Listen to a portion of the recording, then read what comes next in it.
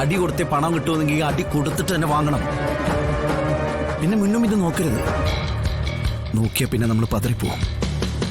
പതറിപ്പോയാ പിന്നെ ഈ ജോലി ചെയ്തിട്ടൊരു കാര്യമില്ല. നമ്മൾ പരാജയപ്പെടും. ജയപരാജയങ്ങൾ മുൻകൂട്ടി കണ്ടുകൊണ്ട് ഒരിക്കലും ഈ പണിക്കാണരുത്. ഇറങ്ങിയ നമ്മുടെ കയ്യിലേക്ക് നിൽക്കില്ല. പൂർണ്ണമായിട്ട് തന്നെ ഏൽപ്പിക്കുകയാണോ? എടാ, നമ്മുടെ ബിസിനസ് നമ്മളല്ലാതെ മറ്റാരും നടത്തിക്കൊണ്ട് പോവുക. എടാ, അമ്മയ്ക്കൊരു കൈസായത്തിന് ഞാനില്ലേ.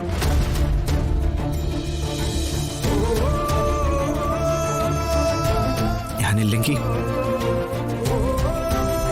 നീയാ ഉണ്ടാവണ്ടേ. ഒരു വയറ്റി ജനിച്ചില്ലതേ ഉള്ളൂ. നീ എന്റെ അനിയൻ തന്നെ. ഇനി മുമ്പോട്ടും അങ്ങനെ തന്നെ ആവും വേണം. ബ്രോയ ഉണ്ടല്ലോ എന്റെ പിന്നിലെ, ഞാൻ ശ്രമിക്കാം. എന്റെ മുന്നിലും നീയ ഉണ്ടാവണ്ടേ. എനിക്കിനി നിന്റെ നിഴലായി മാറാനേ കഴിയുള്ളൂ. നീ വന്നേ, പണം അമ്മയ്ക്ക് കൊടുക്കാം. അമ്മയ്ക്ക് സന്തോഷമുണ്ടോ? വാ.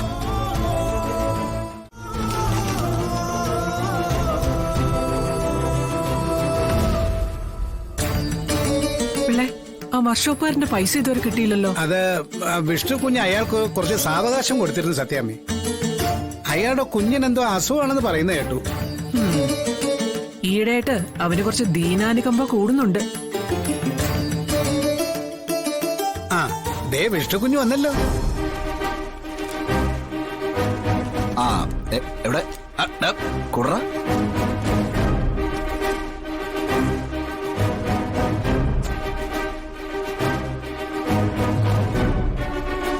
അതെ, ഇത് ഹൈദ്രോസിന്റെ പണമാ.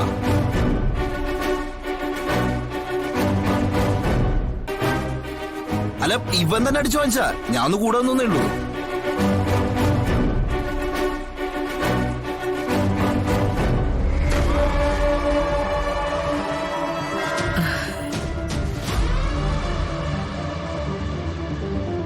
അങ്ങനെ വേണം. സത്യഭാമ വളർത്തിക്കൊണ്ടുവന്നത് പൂച്ചക്കുട്ടികളെ അല്ല, 2 പുലിക്കുട്ടികളെ തന്നെയാണെന്ന് അവനൊന്ന് മനസ്സിലാക്കട്ടെ.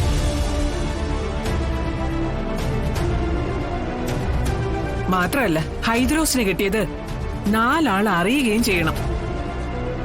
പണം തിരികെ തരാത്തവർക്ക് ഹോസ്പിറ്റൽ സഹവാസം കൂടി അനുഭവിക്കേണ്ടി വരുമെന്ന് എല്ലാവരും ഒന്ന് മനസ്സിലാക്കട്ടെ. മക്കളെ, അവൻ എഴുന്നേറ്റ് നിൽക്കാൻ പറ്റുന്ന അവസ്ഥയിലാണല്ലോ അല്ലേ? അല്ല, ഇനി ഇതിന്റെ പേരിൽ കേസിന് കൂട്ടത്തിന് നിൽക്കേണ്ടി വരില്ലല്ലോ അല്ലേ? എന്തു കേസും കൂട്ടോ? പണം വാങ്ങിയാ തിരിച്ചു തരണം. അതിന് പകരം ഗുണ്ടായ്സ് കൊടുത്താലേ തിരിച്ചും ഗുണ്ടായ്സ് എടുക്കും. അത് നാട്ടിൽ നടപ്പാ. അതെ അതെ അതെ, ഗുണ്ടായ്സ് എടുക്കുന്നുണ്ട്, കുഴപ്പമൊന്നുമില്ല. അതിന്റെ പിന്നാലെ നടക്കാനേ വിഷ്ണുവിന് ഇനി സമയം ഉണ്ടാവില്ലെന്നാ ഞാൻ പറഞ്ഞത്. അവന്റെ ഭാര്യ ഹോസ്പിറ്റലിൽ ഇത് ഡിസ്ചാർജ് ചെയ്തുകൊണ്ടിരിക്കുക.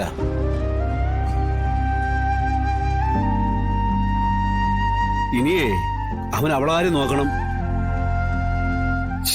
ദൈവമേ, ഈ തിരക്കിനിടയ്ക്ക് ആ കാര്യങ്ങൾ മറന്നുപോയി. എടാ, അതൊന്നും സാരമില്ല. ഞങ്ങൾ എല്ലാവരും ഉണ്ടായിരുന്നല്ലോ. പിന്നെ നിന്നെ ഒരു അത്യാവശ്യത്തിന് വിട്ടിരിക്കുകയാണെന്ന് ഞാൻ മോളോട് പറയുകയും ചെയ്തു. എടാ, ഡിസ്ചാർജ് ആയപ്പോ നീ ഉണ്ടായിരുന്നില്ല എന്നുള്ള സങ്കടമൊന്നും വേണ്ട. ഇനിയാ ശാലിനിക്ക് നിന്റെ ശരിക്കുള്ള സഹായം വേണ്ടുന്നത്. ചെല്ല്, അങ്ങോട്ട് ചെല്ലു. നീ ചെല്ലടാ അങ്ങോട്ട്.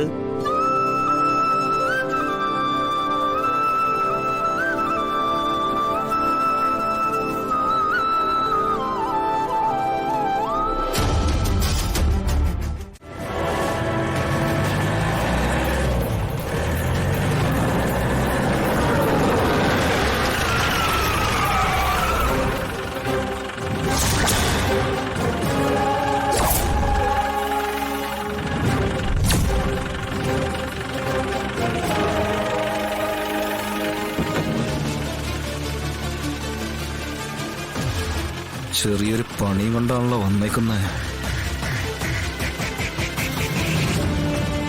ശരിക്കൊന്ന് കൈ വെക്കാനില്ല, എന്നാലും വരും തല്ലു വാങ്ങിക്കൂട്ടാനായിട്ട്. ഇയാള് മേടിച്ചു കൂട്ട ഒരുങ്ങി തന്നെയുള്ള ഇരിപ്പാ. എന്നാ പിന്നെ 2 കൊടുത്തേക്കാം.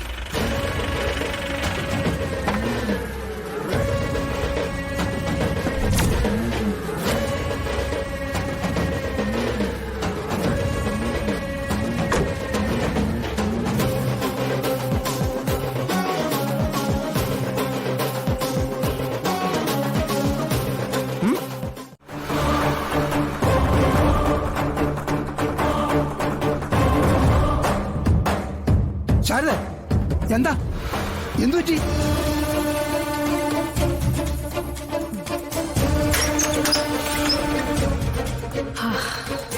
എന്താ എന്തിനാണ് നിലവിളിച്ചത്? എനിക്കിപ്പോ നമ്മുടെ വിഷ്ണുവിനെ കാണണം. അവൻ എന്തോ ആപത്ത് പറ്റിയിട്ടുണ്ട്. അവൻ എന്ത് ആപത്ത് വരാനാ? നീ ഓരോന്ന് ആലോചിച്ച് കിടക്കുന്നോണ്ടാ ഇങ്ങനത്തെ ദുസ്വപ്നങ്ങളൊക്കെ കാണുന്നത്. അല്ല ഗോപാലേട്ടാ, ഞാൻ ശരിക്കും കണ്ടതാ. ആ അബൂബക്കർ, നസീറിന്റെ വാപ്പ, നമ്മുടെ വിഷ്ണുവിനെ വെടിവെച്ചു. ഓ എന്റെ ശാരദ, ഞാനിതാ നിന്നോടൊന്നും വന്ന് പറയാത്തത്. എന്തെങ്കിലും പറഞ്ഞാ പിന്നെ നിന്റെ ചിന്ത മുഴുവൻ ആ വഴിക്കായിരിക്കും. അത് മനസ്സിലിട്ട് ഓർത്ത് കിടക്കുകയും ചെയ്യും. എന്റെ ഒരു സമാധാനത്തിന് ഞാനൊന്ന് വിഷ്ണുവിനെ വിളിക്കട്ടെ. ആ ഫോണും തന്നെ. ഈ പാതിരാത്രിക്ക് വിളിച്ച് അവരെയും കൂടി ബുദ്ധിമുട്ടിക്കണം. അവരെങ്കിലും ഇതൊന്നും അറിയാതെ സുഖമായിട്ട് ഉറങ്ങട്ടെ ശാരദേ. ഗോപാലേട്ടാ, ഇത് വെറും ഒരു സ്വപ്നല്ലേ? അത് അതിന്റെ വഴിക്കങ്ങ് വിട്ടാ പോരെ. അയാള് നമ്മുടെ വിഷ്ണുവിനെ ഉപദ്രവിക്കോ ഗോപാലേട്ടാ? കേസ് ഇത്രയും കുഴപ്പം പിടിച്ചൊരു അവസ്ഥയിലിരിക്കുമ്പോ അയാളിൽ നിന്ന് അങ്ങനെ ഒരു മണ്ടത്തരം എന്തായാലും ഉണ്ടാവില്ല. എന്തായാലും നമുക്ക് നോക്കാം. നീ ഇപ്പൊ സമാധാനമായിട്ട് കിടന്ന് ഉറങ്ങാൻ നോക്ക്. രാവിലെ കടയിൽ പണിയുള്ളതല്ലേ?